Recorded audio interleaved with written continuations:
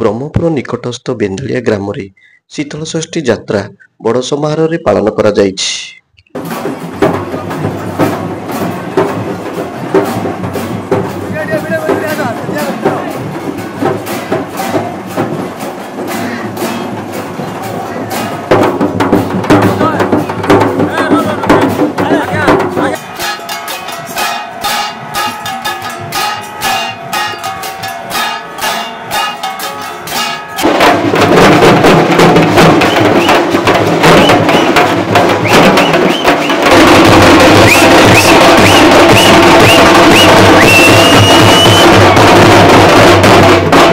ଦୂରଦୂରାନ୍ତରୁ ବହୁ ବ୍ୟବସାୟୀ ଆସି ବ୍ୟବସାୟ କରିଥିଲେ।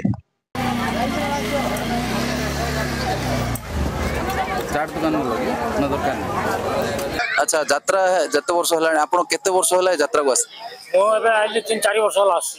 केमदी कोन व्यापार होउची एली आयार केमदी कोन व्यापार होउची वर्ष 1000 को 2000 को 3000 दिन का अंबा चाली पजन चले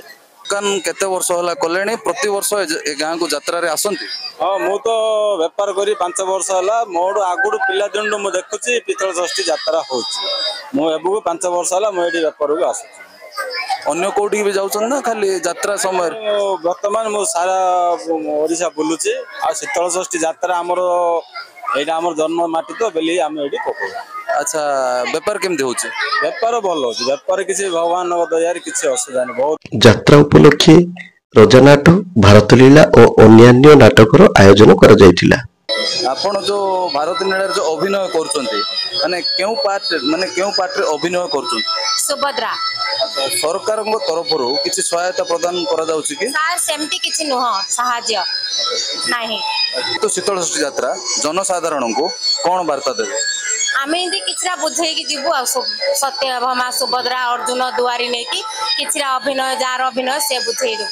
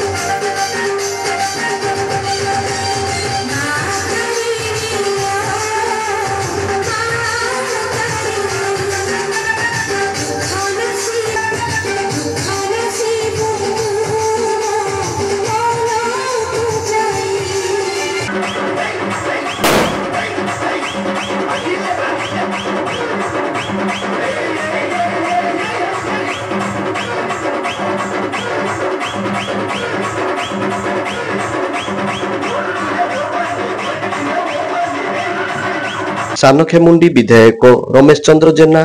ଓ ବେନ୍ଦାଳିଆ ଗ୍ରାମର ସରପଞ୍ଚ ରାଧାମୋହନ ସେଠୀ ସମେତ ଗ୍ରାମର ସଭ୍ୟମାନେ ପୌରାଣିକ ନାଟକ ରାମାୟଣ ମଞ୍ଚ ଉଦ୍ଘାଟନ କରିଛନ୍ତି।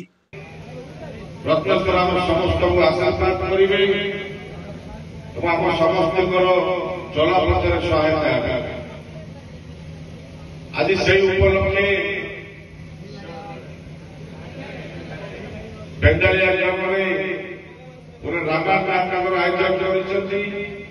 एतिरे हम गाँव सरपंच सान भाई राधा एवं आमर श्याला सरपंच आमर गौरी भौणी मंचस्थ थिबा अधिकारी ग्राम अधिकारी आमर बाड़ी बाबू मंचस्थ थिबा आमर बड़ भाई संतोष भाई बाकी निर्देशक भाई प्रताप भाई दर्शक बंधु ग्रामवासी बृंद समस्त तरफ कृतज्ञता ज्ञापन कर देखो आम विश्व भारत वर्षर गोटे इतिहास अलग जो इतिहास की आम भाग्य करे जब भारत वर्ष जन्म नहीं सब प्रकार जिन उपभोग करी विश्व में आउ कौन देश को जी देश में परंपरा बिल्कुल नहीं ଭାରତବର୍ଷର ପରମ୍ପରା ଅନ୍ୟ ଦେଶରେ ପୁରା ଅଲଗା। ଯେ ଇତିହାସ ଭାରତର ଇତିହାସ ଗୋଟେ ମହାନ ଇତିହାସ, जो इतिहास की आप देखुवे 12 मासरे 13 पर्व और विभिन्न दिन में किसी न किसी कार्य करता। इतिहास हूँ आम भारत इतिहास।